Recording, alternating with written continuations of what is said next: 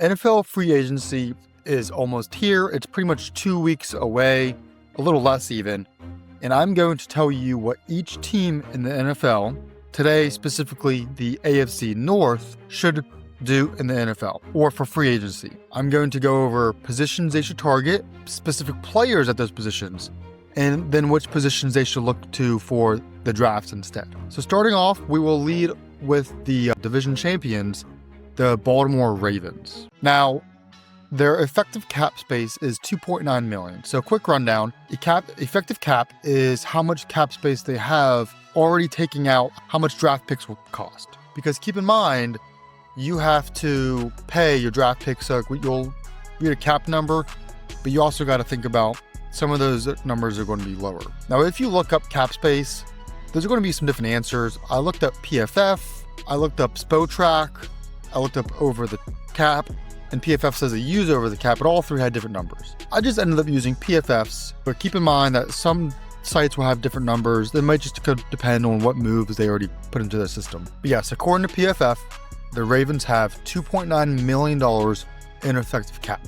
So pretty much no spending money. Their needs are left tackle and left guard, and that's because Ronnie Stanley, left tackle, and Patrick McCarry, the left guard, are both free agents. They could use a little help at defensive end. They could use a corner and a wide receiver, but that's still in the lower end of the need list. Joining the two offensive linemen free agents are Darius Washington, the cornerback, is a restricted free agent, and Brandon Steffens, another corner, is a free agent as well. And the Ravens have two bigger named cap candidate or cut candidates to save cap money. Marlon Humphrey, who would save $15 million of cut, but I don't think they should because he definitely has been up and down more this year, or the past couple years, but he's still a good corner. You were able to move him around inside last year. He's still worth keeping on the team for sure. And then Mark Andrews, who would save $11 million. And this isn't even something I'm saying because of his drop in the playoff game versus the Bills, but I do think they should look into cutting Mark Andrews. $11 million is a significant amount of money. He's already been slowing down. He's had a lot of injury problems. He did have a better second half of the season, but likely has proven he can be really good. You have good wide receivers. This draft has a really good tight end group. I think you could replace him for pretty cheap. And he might even come back on a cheap deal if you cut him. But $11 million to save for cutting Mark Andrews, I actually do think is worth it. The number one position and priority should be retaining Ronnie Stanley or getting a good left tackle to replace him. Because one, the Ravens just love to run the ball, so having a stud at left tackle is important. But two, and this isn't even a knock on him, it's part of his game, but Lamar holds the ball for a prolonged amount of time a lot.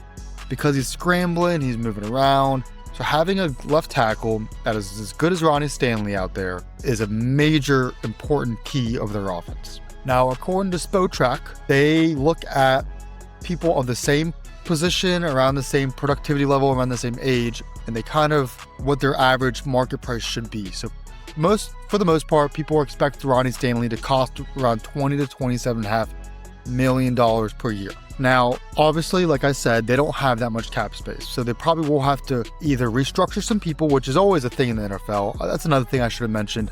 Cap in the NFL is kind of made up. Teams always find ways to make more cap space. But I'm not going to act like some cap guru and tell you which players they should restructure and all that stuff. But find a way to make the money work and bring Ronnie Stanley back. That would be my number one priority. If that's the only thing in free agency to do, that's a win. Now, if Ronnie Stanley ends up being too much, if a team like the Patriots or one of these bad teams that have a ton of cap space overpay him an incredible amount, here are some other options they could look into. Cam Robinson, who could also be overpaid this offseason for the same reason, is the second best available tackle this offseason. But he should be cheaper. And because he's not as good, but he's still very good. If both those guys get snagged up and you just need someone to replace, like a good stability, just someone that won't be a liability. You don't have to trust a rookie. Tyron Smith is obviously no long-term option. He's very old. I want to say he's 35 at the top of my head, but he will be cheap. He'll be less than $10 million. He could be as low as $4 million. He's still very solid. He's still reliable. Not a long-term option, but he's something. And then another guy, and he could even play left guard, is Mekhi Becton, the guard from the Eagles. When he was drafted, he came out as a tackle. And he played tackle for a few years for the Jets. And then he didn't play great, but it was the Jets. He wasn't developed well. They weren't a good team overall. He went to the Eagles, worked with the best offensive line coach in the world, and now he's a pretty damn good offensive lineman. So could they sign him and bounce him back to left tackle? I think it's very reasonable. Then looking at corner, we're going to need to find a guy that's not too costly, because again, we don't have a ton of money and we're going to spend most of it on the tackle. Now, an important thing to note is if Marlon Humphrey, if they plan to keep him on the inside or bounce him back to the outside, because that would depend what corner you're looking for. For example, at the bottom there, I have Mike Hilton. He is a slot corner. So if they want Marlon Humphrey to stay on the inside, Hilton's off the list, okay? The other three guys are more outside guys. Jones has played inside some, but he's better on the outside. Now, Gilmore and Jones are both, they're past their prime. They're not going to be super starred corners anymore, but you're hoping that Wiggins, the now second-year corner, can really take a step forward. And if you bring Gilmore or Jones in on a $4 to $6 million or $2 to $4 million deal, and they can just be a solid corner number 2, I like it. Now, Asante Samuel Jr., if he goes in that 10 to 15 range, is probably not going to be affordable. But the reason I put him on this list is he hasn't been great the past couple years, and he kind of needs to rejuvenate his career. He's still got the name value, the high draft capital, but he hasn't been great. And I could see someone like an Asante Samuel Jr. wanting to go to the Ravens for maybe like a 1 or 2 year deal to kind of just almost do what Becton did. Learn under the best coaching staffs, learn how to be one of the best players he can be, and then get a bag in a few years. Maybe he sees the potential playing on this Ravens defense, going for a Super Bowl, worth taking a pay cut. And then the last position that we're semi going to look at is edge, and I only got 2 very cheap names here. Again, we can't afford to go after a big name edge, and the thing is, this draft class has some awesome edges, so I don't think it's even worth trying to get a good one in free agency. But if you want a little bit of depth, just someone that can help rush the passer on third down, specialty pass rushers, Dante Fowler Jr., former high draft pick, has never really paid off, but had a pretty good year last year with Washington. But you could probably get him for $5 to $6 million. And Derek Barnett from Houston, he didn't play a ton last year. He's kind of like I said earlier, he's a specialty pass rusher. But if you bring him in for like a $4 million deal on a 1 or 2 year, I think it could be worth it. And then in the draft, I'm not going to tell you who I think they should pick because that's not this video. But I would focus on the guard position. It's a very good guard class. Wide receivers, they won't get a superstar wide receiver, but they don't really need one. Zay Flowers is your wide receiver 1. Bateman showed improvements, so I think you could draft a receiver that could be that 2/3 with Bateman, and you could be perfectly fine. Defensive end, like I mentioned, phenomenal DN class. That's probably who they would want in their first round or 2. You could get someone that could really make an impact to year 1 and that could develop into someone serious. And then you can get extra depth at corner, and you could even get a future RB/complementary RB to Henry in this class. This is a stacked running back class. So you could get one in like round 4 or 5 that could be very valuable still. So that's the Ravens free agency kind of outlook that we're looking at. Next, we have the Cincinnati Bengals, who have $42.8 million in effective cap space. Their biggest needs are pretty much all of their defensive tackle, linebackers, their edge rushers, their corners. They definitely need some guard help. Their interior offensive line was brutal, and maybe wide receiver. I say maybe because we're looking at the T. Higgins extension. Now, I personally don't think the Bengals should re-sign T. Higgins. And that's no knock on T. He's a phenomenal wide receiver. But when you have a quarterback as good as Joe Burrow and a wide receiver 1 as good as Jamar Chase, you don't need a wide receiver 2 as good as T. Higgins when it hurts the rest of the team because of cap space. If he was on a rookie deal, fuck yeah. But he's going to be really expensive. But I do think they will re-sign him. So I'm going to be talking about assuming they do re-sign him. You also have the Trey Hendrickson piece of it. It really sounds like they're also going to try to restructure and extend Trey Hendrickson. Now, I don't know if his deal or his updated deal will hurt this year's cap space, or if that's a next year's cap space problem. But we're going to go into this offseason knowing that T. Higgins is going to take a big chunk of it and trying to upgrade the defense. There are other free agents besides T. Higgins are Mike Hilton, Mike Gesicki, the tight end, and BJ Hill, the defensive tackle. They don't have a ton of cut candidates, but Zach Moss for $3.3 million, it's not a huge change, and you could keep him because it's pretty cheap, but I would rather just draft a running back in the 5th round, save that $3.3 million. And I know it's crazy because I said they need defense, but Sam Hubbard to me is just not what he used to be, and saving $9.5 million is probably worth it to get a better defensive end or corner or something in this free agency class. So out of the big 3 defensive needs of interior defensive line, defensive edge, and corner, the free agency corner class is by far the best. So that's where I think they should really try and work the magic in free agency. So DJ Reed is kind of the cream of the crop out of corners in this free agency. Coming from the Jets, he's 28. He's just had a string of great years. He's projected at $14 and $16 million. I could see that creeping up a little bit, to be honest, but I really do think if the Bengals could just bring him in, that would be great.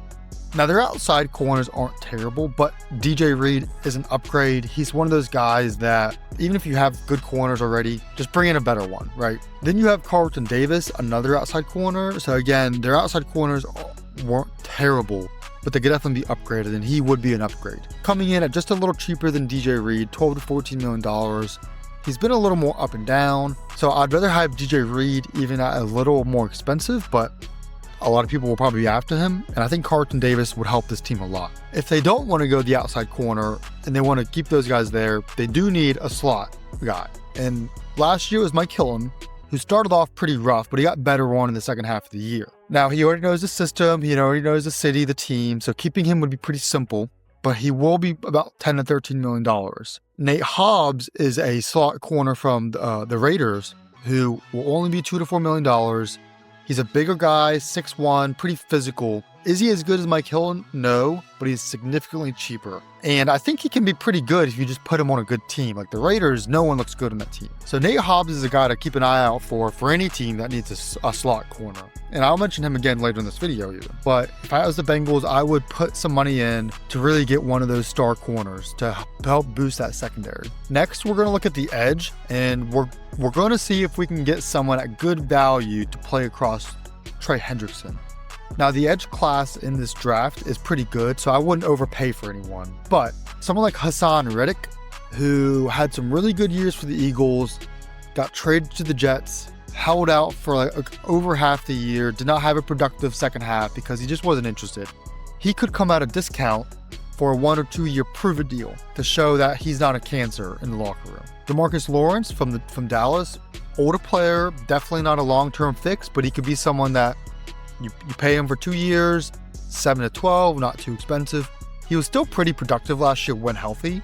Now, you got to worry that the age and the injury histories are correlated, but he could come back completely healthy next year. And if you draft an edge, he'd give that guy time and some room to grow before having to throw him into the fire. And then Dante Fowler, who we just mentioned, for $5 to $6 million, or Azeez Ojulari for 5 to 8.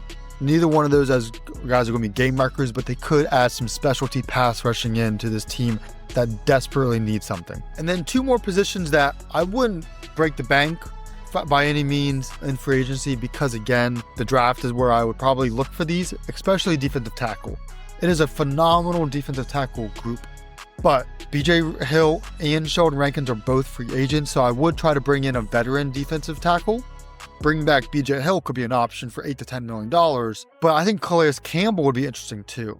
Now, he's 38, so he's not going to be a long-term option, obviously. But if you bring him in along with a rookie in the 1st or 2nd round for only $3 to $6 million, that could be a pretty good defensive tackle duo right there. And then I wouldn't spend a lot of money on a safety. Again, I'd probably draft one, but Julian Blackmon from Indianapolis is a very good safety. He's kind of played all over the field in his career, so he could help that versatility on the defense.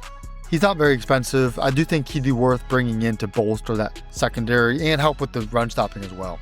And then for the draft focus, defensive line, all-time great defensive line class. The defensive tackles, the defensive edges, the edge rushers, that's phenomenal. Interior offensive line, again, like I mentioned with the Ravens, very good guard class. You could definitely get a starting caliber guard in the 2nd round if you wanted to. I never said we're going to bring back Mike Gesicki because I think we can just get a great tight end in the 3rd or 4th round. There are some freak athletes. There are some legit weapons that you can get at that position. And then just to kind of round out the team, look to draft a safety, an additional running back, because you don't want Chase Brown to be the only guy. And if you needed to get a wide receiver, you can.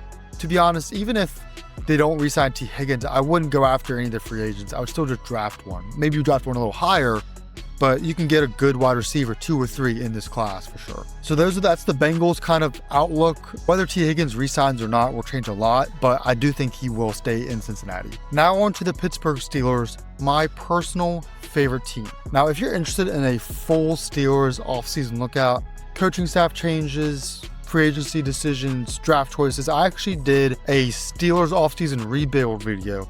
So if you're interested in that, check it out. But here's what I would do in free agency only if you want the summarized version. Currently, the Steelers have $50.1 million in effective cap. Their biggest needs are interior defensive lineman, D-tackle, wide receiver, corner, running back, and of course, quarterback. Their free agents consist of Justin Fields and Russell Wilson, both their quarterbacks from last year. Jaylen Warren is a restricted free agent, Dante Jackson, the corner, and Najee Harris, the running back. Jaylen Warren, I'm not even going to mention in this video. He should be an easy bring back. He's going to be cheap. He's efficient. Is he a number 1? No, but it's a very good running back. Cut candidates. Hear me out. Minkah Fitzpatrick should be at least mentioned. I don't think all of his struggles are in him, but he's clearly not playing up to what he used to. I do think the scheme is part of it, but it's a $15.5 million swing. If you cut him, I think you could get similar value out of some cheaper guys, like I mentioned, like Julian Blackmon from the Bengals. I think it's at least looking into. The other cuts, Larry O saved $7 million. To be honest, he's terrible. Should be automatically cut. He should be cut already. And then Cordell Patterson would save 2.8. He didn't really bring much to the team. If anything, I thought Arthur Smith played him too much, so just get him out of the lineup. But those could actually put us into pretty high up there in the cap space. So let's just look at the quarterback position first, because obviously they have to bring at least one person in. Here are the 3 names I kind of think are the most realistic options for us.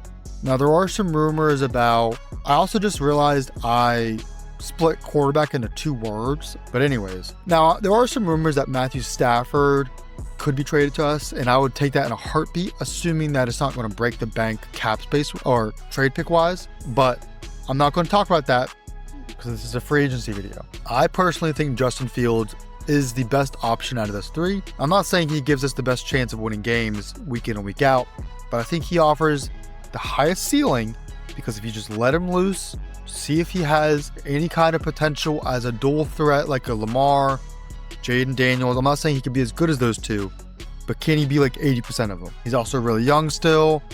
He seemed like he wanted to be in Pittsburgh. And he's also very mature, but he also offers the lowest floor, which I kind of like because if he struggles and he sucks, then the Steelers can kind of finally just lose some games, get a good draft pick, and in 26 or 27, draft their next franchise guy. His projected cap space is kind of all over the place.